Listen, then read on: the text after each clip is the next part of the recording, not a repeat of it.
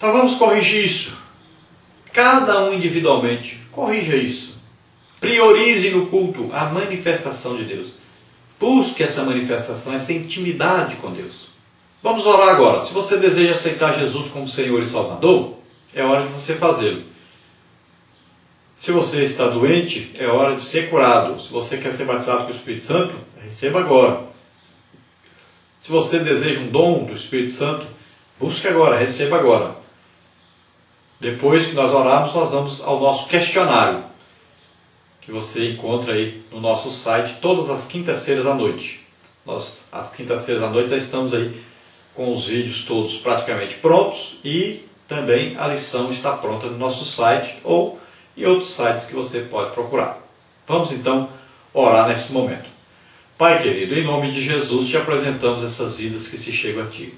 Perdoa os seus pecados, escreve os seus nomes no livro da vida, nós te pedimos em nome de Jesus. Liberta-os, Senhor, liberta essas vidas agora.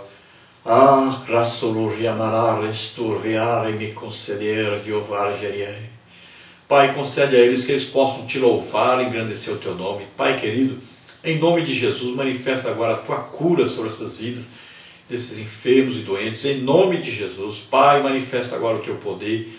Ó Jesus, batiza agora. Em nome de Jesus, receba o batismo com o Espírito Santo. Receba os dons do Espírito Santo. Em nome de Jesus. Pai querido, em nome de Jesus nós te agradecemos. Amém. Glória a Deus. Vamos então agora ao nosso questionário. Você encontra os nossos questionários então no nosso site que está aí abaixo e em outros sites. Procure passar esse questionário para os seus alunos, para que eles possam ler a lição, entender melhor a lição e poderem perguntar aos professores na aula que vão receber. Vamos então ao nosso questionário. Primeiro, pergunta aí dentro do texto áureo para completar. Sacrificaram no mesmo dia grandes sacrifícios e se alegraram, porque Deus os alegrara com grande alegria. E até as mulheres e os meninos que se alegraram, de modo que a alegria de Jerusalém se ouviu até de longe. Neemias 12, 43. Segundo aí, dentro da verdade prática, para completar. Nosso serviço em prol do reino de Deus somente terá validade se o dedicarmos ao Senhor em adoração e louvor. Dentro da nossa introdução aí, nós temos número 3. Neemias não somente restaurou os muros e as portas de Jerusalém, como restabeleceu o ministério. Qual foi esse ministério? Então, o ministério levítico. Parte 1 aí, os sacerdotes que vieram com Zorobabel. Número 4. Qual o abnegado servo de Deus, quem liderou o primeiro grupo de exilados judeus, que, autorizados por Ciro o Grande, deixou a Babilônia rumo à cidade santa? E o que fez ele? Então foi Zorobabel que incentivou a reconstrução do templo. Zorobabel que restabeleceu a adoração a Deus. Sem tais ações, a restauração de Jerusalém seria impossível. Número 5. Somente quem foram admitidos como ministros do altar. O que isso nos ensina? Então, só os que puderam comprovar sua ascendência levítica. Isso nos ensina que o ministério cristão deve ser exercido por aqueles que realmente foram chamados por Deus. Número 6. Por que era formado o ministério sacerdotal? Qual sua missão e de que maneira deveriam se portar? Então, os descendentes de Levi tinham os sacerdotes como missão representar, então, o povo diante de Deus. Deveriam eles, portanto, ser santos e irrepreensíveis diante de Deus e dos homens. Todo sacerdote era levita, mas nem todo levita era sacerdote. Número 7. Quais as funções dos sacerdotes? Então, tornar possível a mediação entre o povo e Deus, fazer a expiação pelos pecados da nação, ensinar a lei de Deus, queimar incenso, cuidar do castiçal, cuidar também então da mesa dos pães da proposição. Número 8.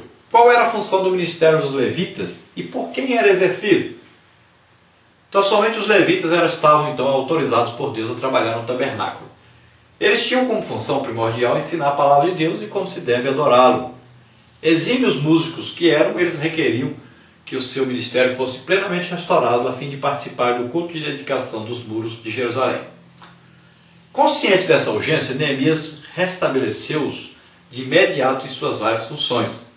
Parte 2 aí, a dedicação dos muros. Número 9. Qual era a participação dos levitas na dedicação dos muros de Jerusalém e o que aprendemos nesse ponto? Então, na dedicação dos muros de Jerusalém, buscaram os levitas de todos os seus lugares para os trazerem, a fim de fazerem a dedicação com alegria, louvores, cantos, saltérios, alaúdes e harpas. Neemias 12, 27. Era imprescindível a presença dos levitas na realização dos sacrifícios e na condução do culto ao Senhor. Afinal, eles eram os responsáveis pela adoração divina. Aprendemos que os obreiros têm hoje uma grande responsabilidade diante de Deus, levar o povo a adorá-lo na beleza de sua santidade. Número 10 aí, qual era a participação dos cantores na dedicação dos muros de Jerusalém e o que aprendemos daí? Complete. E se ajuntaram os filhos dos cantores, tanto da campina dos arredores de Jerusalém, como das aldeias de Netofa, como também da casa de Gilgal e dos campos de Gibeá e Asmavete, porque os cantores tinham edificado para si aldeias nos arredores de Jerusalém. Na dedicação dos muros de Jerusalém fazia-se obrigatória a apresentação dos cânticos de adoração e louvor a Deus. Por isso Neemias reuniu 148 cantores que descendiam de Asaf e mais 245 que procediam de outras famílias levíticas, para que bendissessem ao Senhor. Que importância damos à verdadeira música sacra no culto divino? Que as nossas orquestras e corais sejam assíduos na adoração a Deus. Número 11 aí, como foi a purificação dos sacerdotes e do povo? Complete.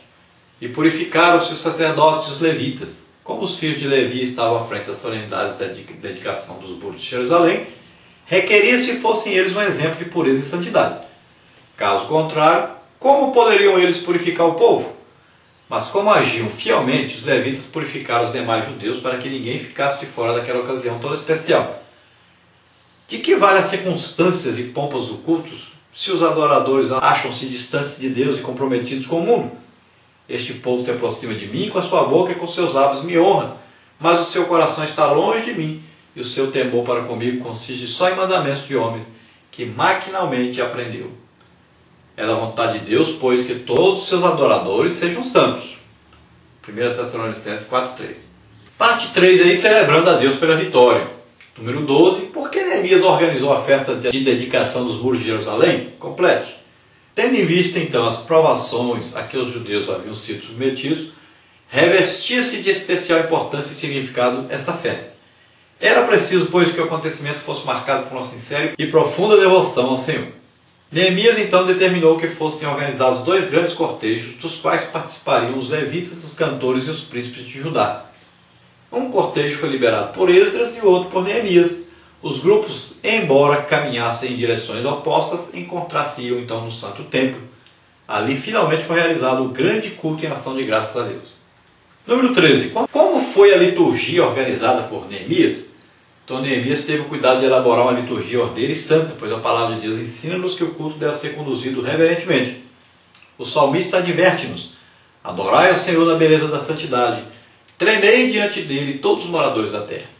Não podemos nos achegar à presença do Senhor de qualquer maneira. Número 14. Como foi a oferta de sacrifícios nesse dia? Então naquele dia foram oferecidos muitos sacrifícios a Deus. Os israelitas reconheceram os benefícios do Senhor e demonstraram o desejo de adorá-lo em santidade e pureza. Número 15. Não precisamos mais oferecer sacrifícios de animais ao Senhor. Estamos na nova aliança. Como devemos fazer?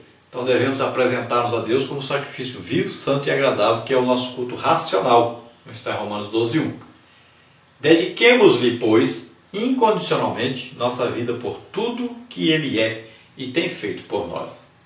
Nossa conclusão, número 16. O que aprendemos nesse capítulo 12 de Neemias, principalmente?